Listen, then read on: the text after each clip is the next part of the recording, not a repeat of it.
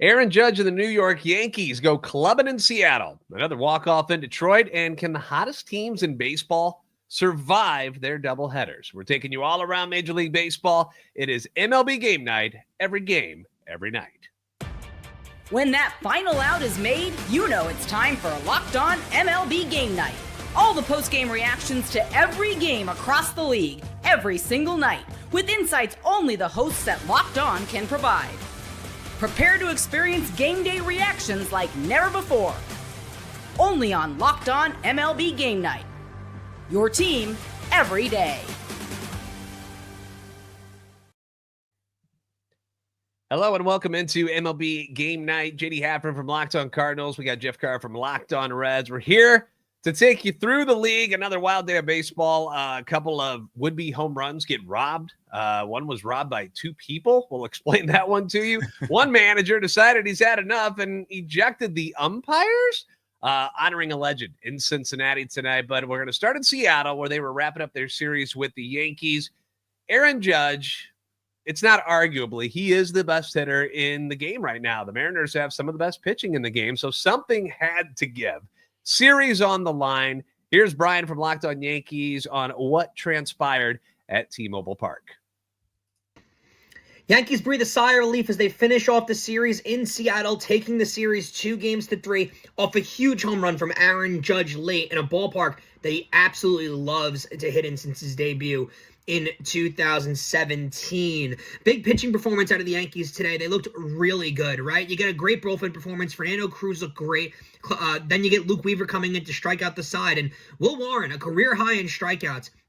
Everything you could possibly ask for in a victory. Perfectly drawn up too. A team that can score a lot of runs like they did the other night, and a team that can win games close, that's a good sign for the rest of this season as the Yankees go into the biggest series of the season and potentially the biggest Subway series in 10, 15 years. I mean, can you find a bigger series than this one coming up? We'll be discussing all that over the weekend and in the future on Locked On Yankees, wherever you get your podcasts. Now, Mariners center fielder Julio Rodriguez robbed Trent Grisham of a home run in the first inning. A fabulous catch in center field, although it cost me some fantasy points, Julio. Not happy with you about that. But unless you had a chartered flight, Jeff, you were not going to catch Aaron Judge's blast. Estimated 444 feet, 117.7 miles per hour off the bat. Judge is leading the league in batting average at 412. He's got 15 home runs. Yep, that's first. 41 RBIs. Yeah, first again. Leads the league in intentional walks with 7. I'm shocked it's not higher than that. He's incredible. Now I ask you, Jeff, tough question here. Would you rather have Aaron Judge right now or your golden boy, Elly De La Cruz? No question about it. It's Aaron Judge. I mean, is there really an argument here? Aaron Judge, other than Shohei Ohtani, is the best player in the game. Like his odds to win American League MVP are like minus 1,500. Like there are no betting odds that are longer for anybody. You're not going to make money off of betting on him to win the AL MVP. He is just the best there is at the plate right now. We're going to move on to the Detroit Tigers. Best record in baseball. Ripped the Sox hearts out on Tuesday with a walk-off. They got their ace, Tarik Skubal, on the hill today. Scott from Locked On Tigers, he was suffering some happy heart palpitations last night after their game. Clearly he survived because he's here with us. Let's get his reaction on today's game. Against the wishes of my heart and my doctors, the Detroit Tigers are walk-off winners for the second consecutive ball game. They complete the sweep at home against the Boston Red Sox. I am Scott Bentley, host of Locked On Tigers. That's a 6-5 victory. Tarik Skubal with the start, 11 strikeouts and pitches into the 7th inning. I know the final box score is going to say like 5 earned runs. Bullpen did not do its job, allowed inherited runners. Tyler Holton didn't record an out. Like, he struggled mightily. That's more on him than Tarik. He's totally fine, even though the box score looks the way it does.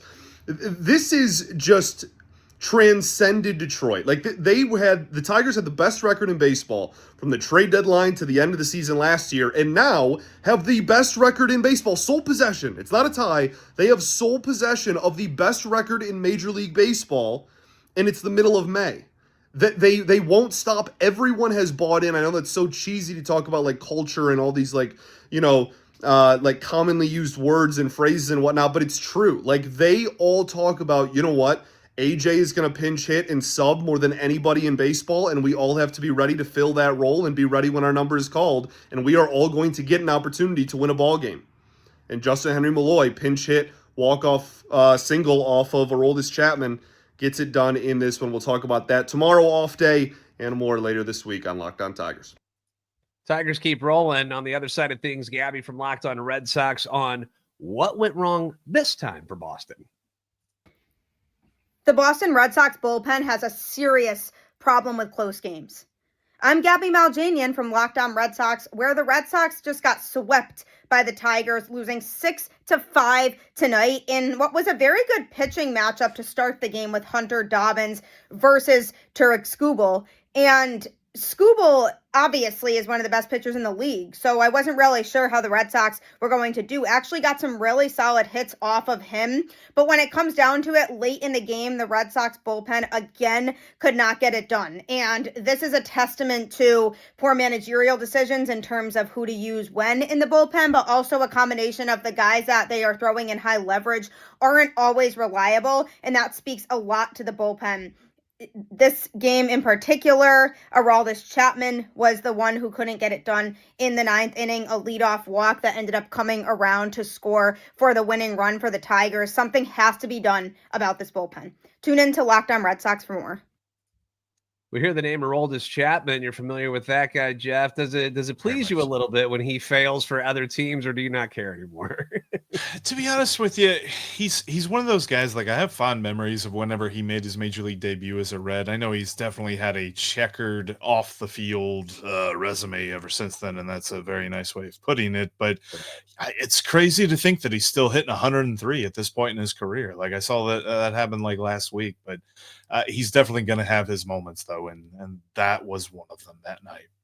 Another home run robbed in this game. Two Sox players went in on this one. Wilyer Abreu went back to the fence in right center field on a fly ball by Kerry Carpenter. And when he jumped to rob it, hits the heel of his glove and comes back down into the field of play. And center fielder Ceddanne Rafaela was there to catch the deflection or alley-oop, whatever you call it. If you haven't seen this play yet, you need to go check it out. It was outstanding, but not enough to save Boston. All right, we head to Cleveland. To the land, Brewers were shut out twice in a row by the Guardians so far in this series. They had to score eventually, right? Chuck from Locked On Brewers fled and went to the golf course yesterday to find his happy place after last night's performance. Here he is again on tonight's results. Finally got some offense going today, and they needed every one of those runs today. And for a while, it looked like they were stuck in quicksand, but they got going, and they salvaged the final game in Cleveland. Hey, everybody, Chuck Freeman, instant reaction on Locked On Brewers. And Rhys Hoskins, this is one guy, I'll say, who's having a nice year. Yeah, the power home run should be a little bit better. He hit his fifth home run, a two-run shot, a big one, as it turns out, a little bit later on in the game. He's got 5 on the season. But you look at Rhys, he's getting base hits.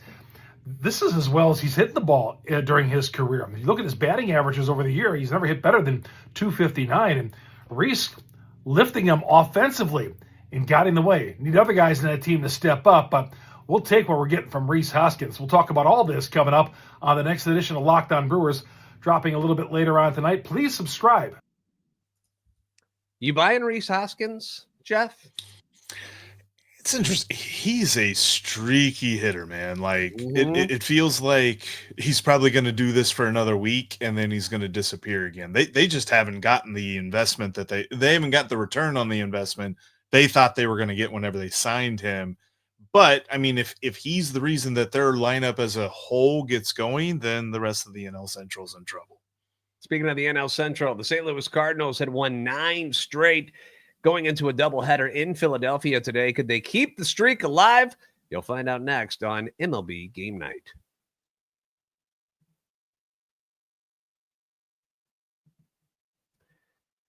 Today's episode being brought to you by Supply House. Get the supplies you need from the site made for the skilled trade. Supply House, whether you're in plumbing, HVAC, or electrical work, Supply House is the reliable way to order products online. They've got their easy-to-use website, which is packed with helpful resources and the latest product information to help you get the job done right. Plus, with a complete inventory of over 200,000 parts from 400-plus top brands, you're going to find exactly what you need. It's going to get delivered to you fast, and it doesn't matter where you you are, coast to coast. They got you covered. And if you need help with an order, if something pops up, Supply House offers expert support and industry-leading service, and you'll always get to talk to a real person. And for trade pros, if you're looking for an extra edge, and who isn't, their free Trade Master program offers exclusive perks like a dedicated phone line. You also get free shipping and discounts on every order. Thousands of skilled professionals are already taking advantage. Now it's your turn. Join the Trade Master program today at supplyhouse.com/TM and start ordering plumbing, HVAC, and electrical supplies with just a few clicks. Plus, you use the promo code SH5 for 5% off your first order. That's supplyhouse.com.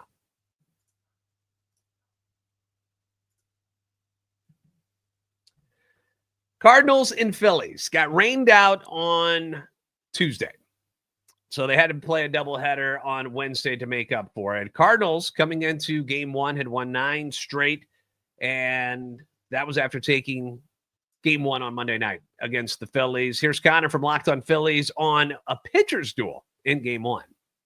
Phillies take game one of their doubleheader against the St. Louis Cardinals 2-1. The bullpen, yeah, they're the ones that are getting the game ball from me in this one. I'm Connor Thomas, your host of Locked On Phillies. And Jesus Luzardo was amazing. Gets you through 7 innings. Great start. I said on the podcast today, starter in game one has got to go 7 innings, so you save the bullpen in a long day. He did that. But saving the bullpen only works if the bullpen is good when they come in. Jose Alvarado, Orion Kirkring, Jordan Romano got the job done for the Philadelphia Phillies today. They were a huge part of this victory, shutting down in big spots the Cardinals offense. And the Phillies didn't have a lot of runs scored in this one, but they didn't need to. When you pitch like that, you're going to win more than you lose. We'll see if they bounce back and they win the series with a win in game 2 of the doubleheader. But it was a nice effort in game 1 at a rain-soaked Citizens Bank Park, and we will talk about it more on tomorrow's episode of Locked On Phillies. Yeah, very gloomy, very misty, just kind of an ugly day in game one, which the Phillies take 2-1. On the Cardinals side of things, Eric Fetty, 5 2/3 scoreless innings, extends his scoreless streak to 14 2/3, so not too shabby for him. And those runs that the Phillies did score came off the Cardinals bullpen. First runs off this Cardinals bullpen since May the 4th. But they have 2 games. Game 2 was a completely different story. Here's Mark from the Locked On Phillies postcast on the start by Aaron Nola. It started out well with the Phillies and Jesus Luzardo getting the 2-1 win and having a chance to win their 6th straight series. And you know what? They even had the good vibes roll over from game 1 where they took a 5-1 lead in the first inning to give Aaron Nola some much-needed run support. Nola also had JT Realmuto catching him, not Rafael Marchand. His numbers are far better with JT. But it did not matter in this one as Aaron Nola went on to have the worst start of his career. Nola had his catcher. He had the run support, but I guess he didn't have that pristine weather that he needs so badly that Rob Thompson talks about. He went on to give up 12 runs on 9 hits and 3 homers. And after he gave up the 3rd home run of the game in the 4th inning, Rob Thompson decided, oh, let him out there. He'll figure it out. Well, he didn't, and he continued to get his bell rung. Phillies drop game 2 of the doubleheader and the series to the Cardinals, suffering an embarrassing 14-7 loss. Now, what Mark doesn't tell you, although it pleases me to hear him speak about the Cardinals clobbering Aaron Nola, which they did. On the other side of things, Sonny Gray got the ball for the Cardinals. He wasn't any good either. He was terrible. He lasted 3 2/3 innings, 7 runs, 8 hits, gave up 3 home runs. The ball, which wasn't flying at all in the day game, was just taking off in the night game. But Sonny Gray was terrible, so good thing that the offense bailed him out. And a shout-out to the Cardinals bullpen, who didn't budge in Game 2 after Sonny's short outing, shutting down the Phillies offense the rest of the way. Jeff, your Reds are in the NL Central. What are your thoughts on what's going on with these St. Louis Cardinals? Because they're not just beating meh teams. Like, they're beating guys like the Mets and Phillies. No, the teams that you would expect to be beating up on the Cardinals, because quite frankly, coming into the season, I looked at the Cardinals and thought, man, where are they going? What is their plan? They're not really set up to compete, but they're also not rebuilding. What's happening? And it seems like all of the veterans are bringing it all together, at least here early on in the season, and putting them in front, or at least close to the front of a division that there's 5 teams that doesn't feel like they really want to win the division. It's who's not going to lose the NL Central in 2025, and the Cardinals are making their case early. Now we're going to go to Cincinnati. You were actually at this game, Jeff. Pete Rose Day at Great American Ballpark. Could the Reds win one for him against the White Sox? Jeff, how did things go down at GABP on Wednesday? I tell you what, the city really showed up and the team didn't. And I don't know what's going on with this lineup, but they can't hit with runners in scoring position. They had 1 hit, which was 1 more hit than they had on Tuesday night with runners in scoring position. And it's absolutely insane to see how much this pitching staff is just trying to throw the team on its back. And the lineup just continues to pile on and say, no, take more, put more on your shoulders there. You don't have enough. And they lose again to the White Sox. The White Sox came into this series 3-17 on the road. They are now 5-17 on the road. It's unbelievable to see what this Reds team is doing right now in a bad way. On the other side of things, the White Sox got a little bit of a winning streak going, starting to feel a little bit better about themselves. Todd Weller at Locked On White Sox telling us about the win and if the Sox have now found a new closer. White Sox have a win streak, and they might have found their closer. Hello, I'm Todd Welter, host of Locked On White Sox. And the White Sox beat the Cincinnati Reds 4-2 for their 3rd straight victory. And it was Davis Martin who stymied the Cincinnati Reds lineup through 6 2/3 innings. He only gave up 1 run, basically kept the Cincinnati Reds crowd very quiet, who was there to celebrate Pete Rose Day. But it's Mike Vassell who was very impressive, as he was the latest reliever that manager Will Venable tried out in the 9th inning. He's been very good in long relief, as the Sox are kind of stashing him there since he's a Rule 5 pick. But why not try him out as a closer, as this is the season to try out any young guy to see how can they help the team in the future. Mike Vassell's stuff, pretty impressive. And I'll have more on tomorrow's episode of Locked On White Sox. White Sox very close to having the same record as they did at this time last year when they went on and set a record for losses. So, but it seems like they've kind of turned the corner a little bit, or maybe just picking on the Reds at the moment when they're in a little bit of a downturn. 2 teams out in the West, NL West to be more specific. You've got the Diamondbacks. They're in San Francisco to face the Giants. Things are very tight in the West. You got some good teams: Dodgers, Padres, Giants, Diamondbacks, trying to keep pace with them. Let's check in with Miller Thomas from Locked On Diamondbacks on how this series came to an end in the Bay Area. Arizona Diamondbacks squeaked out the finale and the series against the San Francisco Giants as the D-backs take 2 out of 3. Miller Thomas, host of the Locked On Diamondbacks podcast. Game 1, the D-backs won by 1 run. The finale, D-backs win by 1 run. This was a super close series between the D-backs and the Giants. The D-backs did not get great starting pitching from Fott, from Erod. Their bullpen continued to struggle as well. But when you have guys like Corbin Carroll, Ketel Marte, the stars of your team, when they step up and hit home runs, it means so much to your lineup. Unfortunately, we didn't get a great debut series from Jordan Lawler. But up next, D-backs face the Colorado Rockies, which should be a great litmus test for Lawler to finally get his feet wet on the big league level. So let's hope the D-backs can finally get some consecutive wins for the first time since the beginning of the month against the Colorado Rockies. Yeah, teams seem to smile a lot bigger when they see Colorado coming up on the schedule. There was a funny moment in this game, Jeff, and I want to bring it up real quick. 8th inning, Arizona manager Torey Lovullo gets ejected after an obstruction call at second base. He gets tossed, and then he decides that, no, you guys are out. He points at all the umpires and throws them out. And is like, no, you're gone. Jeff, you've seen some amusing ejections over the years in Cincinnati, whether it's been with, David Bell recently, Lou Piniella, obviously famous for a lot of those.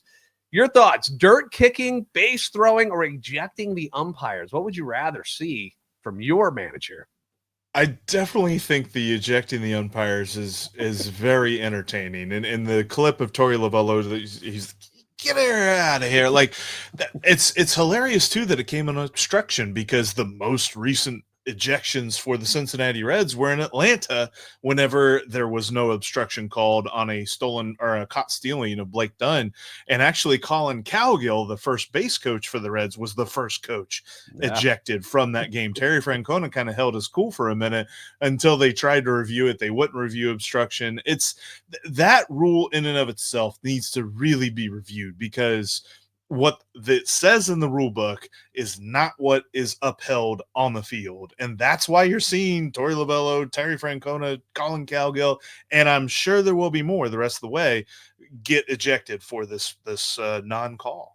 Yeah, it seems like almost every game there's some sort of obstruction thing that pops up, and we're like, well, we don't really know if this is going to be ruled yay or nay. So I'm sure they need to clean that up. Speaking of Atlanta, they were at home against the Washington Nationals. Braves looking to win this 4-game set against Washington after taking the first 2. We got Jake from Locked On Braves with some thoughts on this game and the Braves bullpen management.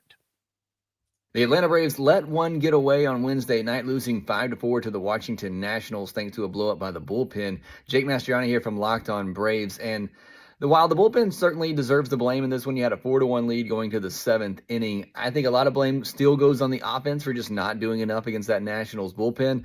But probably even more so than that is Brian Snitker and the bullpen management. I understand wanting to try to save as many bullpen arms as you can in this long stretch of games the Braves have right now, but you set Daysbel Hernandez and Raisel Iglesias the night before so that they could be available in this game, and you don't go to them in the 8th and 9th innings. That is just a big failure by Brian Snitker, and it cost the Braves a chance to get above 500 and continue their momentum. Just a frustrating, horrible loss for the Atlanta Braves on Wednesday night. We'll talk about it more over on the postcast and the next episode of Locked On Braves.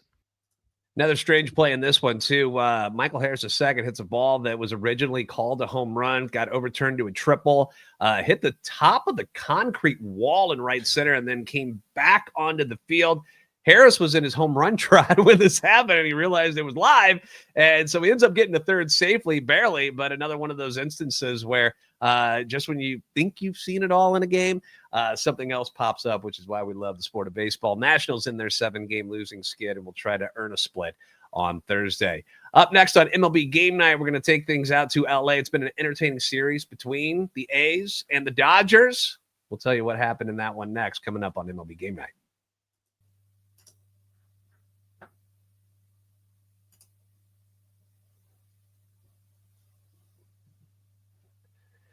The A's dismantled the Dodgers in LA last night. This time, LA had somebody else on the mound. Little guy by the name of Yoshinobu Yamamoto. Pretty good. Been one of the best pitchers in baseball so far this season. And things got interesting in this one, Jeff. The A's were able to tag him, actually, for 3 runs, thanks to a 2-run shot by Tyler Soderstrom, his 10th of the year. That tied things up at 2 apiece. A's would end up actually taking the lead in the 4th inning, but the Dodgers answer with 1 in the 5th, 1 in the 6th, and then they blow things open with 5 in the 8th inning. So the game actually, final score, it looked a lot worse than it really was. Dodgers went crazy. 5 home runs on the night, including that Ohtani guy. Hit his 13th in the first. Yamamoto goes 6. He allows 3 runs, strikes out 6 to move to 5-3 on the year. He's now got a 2.12 ERA, which is good for 3rd in the National League. I've spoken with John, who's usually a co-host on here with me. Your thoughts on the Dodgers trying to survive all of these injuries, where most of these teams we'd be screwed, but it's the Dodgers. Think they can push through all this? I think so, and I think a lot of it has to do with the fact that it's been injuries to the pitching staff for the most part. It's easy to overcome that when you've got the best lineup in baseball. Like, it's really hard to get past that top 4 where it's like, oh, it's Ohtani, oh, it's Freddie Freeman, oh, it's Mookie Betts. If it were one of them, sure, it's all of them. And I don't know how you pitch around that group. And so any team that they play is just going to have to pitch its best game. I think that's really been the biggest deal for them moving forward. It's funny to see that you've had the Giants up top, you've had the Diamondbacks up top of the NL West, and everybody's just like, yeah, no, they're keeping it warm. The Dodgers are going to be there soon. Yeah, and they've got a guy that most people are familiar with, Clayton Kershaw, making his return and set to be back in a Dodgers uniform and pitching for them. The A's fall to 22-21. They're still just a game and a half back of Seattle in the AL West as they continue to plug away. Moving on to the other LA team who was visiting the San Diego Padres. Couple of stunners already in the series. Like, the endings have been pretty wild for these guys. In game one, the Angels handed Suarez his first blown save since last September. Then you had the Fernando Tatis Jr. walk-off, the Halos in game two. How would things go down in San Diego this time around? Well, we got John Frisch from Locked On Angels with the scoop on how it ended. Game of missed opportunities down in San Diego as the Angels dropped the finale to the Padres 5-1. What's going on, everybody? John Frisch, one half of Locked On Angels. Kyle Hendricks was on the bump, had a great start, 6 innings pitched, 5 hits, 3 earned runs on a Xander Bogaerts 3-run home run. Now, the issue was that happened in the first inning, and Taylor Ward cut into that deficit in the second with a solo home run. So it's 3-1 in the second inning. The Angels had plenty of opportunities to come back. The Padres broke it open in the 8th, made it 5-1, but tons of missed opportunities along the way. At one point, they had a runner at third base and less than 2 outs, couldn't bring him in. And so even if it was 3-2, that changes the dynamic of the game. Randy Vasquez is somebody who does not have a great strikeout to walk ratio, and the Angels certainly didn't let himself get into trouble. They were swinging at stuff outside the zone and not making very good contact. We're going to have more on Locked On Angels, and we hope you'll join us. Houston Astros hosting the Kansas City Royals, and Astros and Royals have split the series so far in Houston. Jack Johnson from Locked On Royals with his thoughts on Royals starter Michael Lorenzen, someone you're familiar with, Jeff. Mikey Biceps. Rough one for the Royals tonight as they fall 4-3 to the Houston Astros and drop the series in Houston. I'm the host of Locked On Royals, Jack Johnson, giving you a few takeaways from tonight's game. Now, I thought, for one, Michael Lorenzen was absolutely phenomenal, and we'll dive into this a little bit more in the podcast episode later on tonight. But he had a low pitch count going into the 8th inning. I don't necessarily fault putting him back out there. It was the bottom of the order, and you had a bloop double and a bloop single that eventually gave the Astros the lead. But in my opinion, that was more so the downside of what happened on Monday night. Though you won the game, you did have to use John Schreiber, Lucas Erceg, and Carlos Estevez, and you got to do whatever you can to get the win. And it's not to take a shot at the pitching staff. It's not to come down hard on them because they're the reason this team is 5 games over 500. But not being able to have a true blowout on Monday night affected the usage tonight. That's both on, Michael Wacha giving up the 2 runs before he left. That's definitely on Steven Cruz giving up 2 more. You had the misplay by Waters and Wright on Monday night. And then you had to use those 3 high leverage guys. And tonight, you didn't have Erceg available. You didn't have Schreiber available. And that's why maybe you decided to go with Lorenzen for an extra inning. But you dropped the series, certainly frustrating. Now you have your first off day in a long time and welcome a red-hot Cardinals team to Kauffman Stadium beginning on Friday. Yeah, I-70 series getting ready to start this weekend in Kansas City. The offense is something he talks a lot about the pitching, and the pitching for Kansas City has been awesome for the most part this season. Royals, do they have enough offense, in your opinion, Jeff, to be a contender this year for a title? I think they're still going to be looking for a bat here at the deadline. They traded for Jonathan India by trading one of their pitchers away, and Jonathan India just has not had the kind of renaissance that you would have hoped for a change of scenery type situation. They're still in dire need of a run producer there in the middle of that order. I bet they go get somebody like a Jesus Sanchez from Miami here pretty soon. Now, speaking of Miami, Marlins were in Chicago. Marlins trying to salvage the series against the Cubs at Wrigley with the return of lefty Ryan Weathers to their starting rotation. Jeremiah from Locked On Marlins on Weathers' start and who he thinks maybe the Marlins will have as a representative at the All-Star game. Kyle Stowers just put the Marlins on his shoulders and got them this victory tonight. What's up, guys? It's Jeremiah Geiger from the Locked On Marlins podcast. Stowers' name should be included in the All-Star game conversations that people are going to be having. He's on absolute fire. Tonight, 2 homers and a triple. The Marlins had 6 hits total in this game. 5 of them were extra bases, all by Kyle Stowers and Augustin Ramirez, who also hit a home run and doubled. Stowers looks incredible. Ryan Weathers looked incredible in his season debut. He went 5 strong innings. The control looked good. The velocity, he's throwing harder than ever, hitting 99 miles an hour on the gun. Going to be great to see him settle in the rotation moving forward. And it's great to go out and salvage a game in this series, get a victory against the Cubbies. Check out Locked On Marlins for more. This loss means that the St. Louis Cardinals now just 1 game back of the Cubs there in the NL Central, which, as you mentioned, doesn't appear that anybody really wanted it when the season started. So we'll see how they all shake out as we move on here. Another NL Central team who clearly does not want to win this division, the Pittsburgh Pirates on the road in New York. Mets have taken 2 out of 3 against them in Queens, and we're looking to complete the sweep. But Chris, from Locked On Mets, on their surprising performance at Citi Field. After playing scrappy for the last 2 days, the Mets ran all out of their scrappiness. Their attempt to sweep the Pittsburgh Pirates fell short as they lose 4-0. Chris Schubert, host of the Mets Postcast and Locked On Mets YouTube channel. And look, this is one that you don't want to be on the list, but goes on the list. A missed opportunity for the New York Mets, a chance to sweep a pretty bad Pittsburgh Pirates team that comes into town, and you got nothing. 6 hits, you go 0 for 4 with runners in scoring position. Clay Holmes, for the first time in his career, was a reliever for most of his career before this year. First time in his career, he's given up 2 home runs or multi-home runs in a game, and he didn't have his best stuff. The rain didn't help, but he did not have his best stuff. The offense continued to be sluggish, and the Mets will now go into an off day before they welcome their crosstown rivals as they will head to the Bronx to take on the New York Yankees. Mets have been one of the best teams at home this year.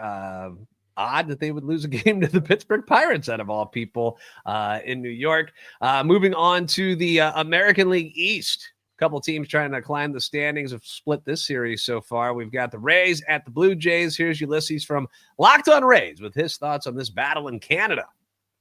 Pepio did his job, but one mistake cost the Rays. I'm Ulysses Zambrano from the Locked On Rays podcast. Yeah, Wednesday evening, Ryan Pepio did everything he could. 6 strong innings, but one mistake basically cost the Rays the game. But it wasn't his fault. It's been a recurring theme that this offense expects to win by just scoring the 1 run. And that's just not going to cut it, especially in the AL East when any team can put up some numbers. So, unfortunately, the Rays are going to be looking for the win tomorrow on a day game on Thursday as a getaway game. Hopefully, the Bats do not stay as quiet as they did on Wednesday night. For more on this and all of the 2025 season for the Tampa Bay Rays, check out Locked On Rays on any podcast platform. Now, after the Cardinals lost their game against the Phillies, the Twins became the new hottest team in Major League Baseball. They continued that trend today by sweeping a doubleheader in Baltimore. And then you had the Rangers, who have now won 5 straight after knocking off the Colorado Rockies by a score of 8-3. Jeff, do we buy the Twins more, or do we think the Rangers still have the best yet to come? That's a tough one for me because I feel like the Twins definitely were playing well below where we expect them early on in the season. But to me, the really interesting thing with the Rangers is that they haven't hit. I think they've hit just as bad as the Reds have hit, but their pitching is so good. And quite frankly, if you can just get there, and the AL West is one of those divisions where all you got to do is just get there, I think they can really take a hold of this division if their hitting just figures something out as the weather warms up. Yeah, and getting a healthy Corey Seager would help them a lot. He's on the injured list right now. Speaking of their pitching, Patrick Corbin, remember that guy? Left for dead after struggling with the Nationals. Now 3-2 with the Rangers, 3.35 ERA. So obviously kind of a resurgent season with the Rangers. That's what we've got for you here tonight. Thank you for joining us for this episode. We hope you'll come back and visit us next time on MLB Game Night. Every game, every night.